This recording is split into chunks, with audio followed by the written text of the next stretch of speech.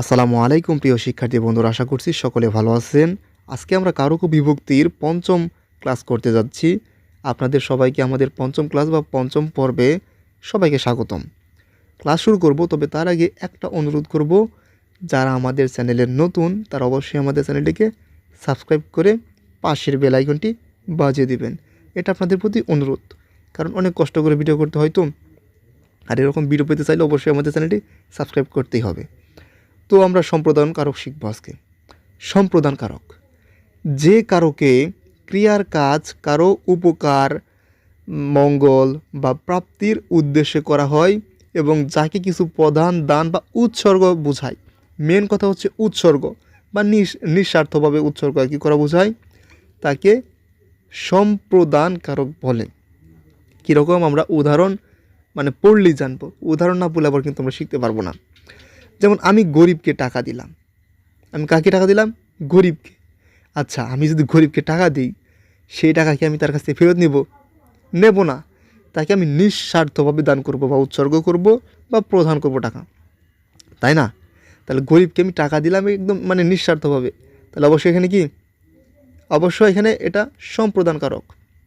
শিক্ষক ছাত্রদেরকে বই দিলেন। আচ্ছা, শিক্ষক যদি ছাত্রদেরকে বই দেন, সাধারণত স্কুল থেকে যে বই দেয়, এটা কিন্তু এখানে এটা বোঝাচ্ছে।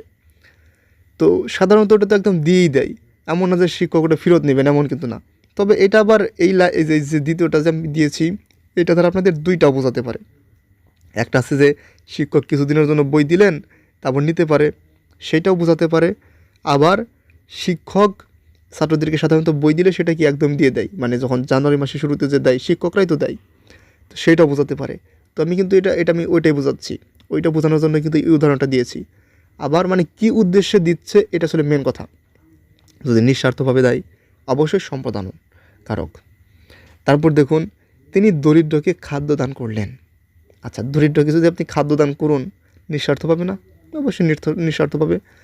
এক কথায় কাউকে নিঃস্বার্থভাবে কিছু দান প্রদান বা উৎসর্গ করলে সেটা সম্প্রদান কারক।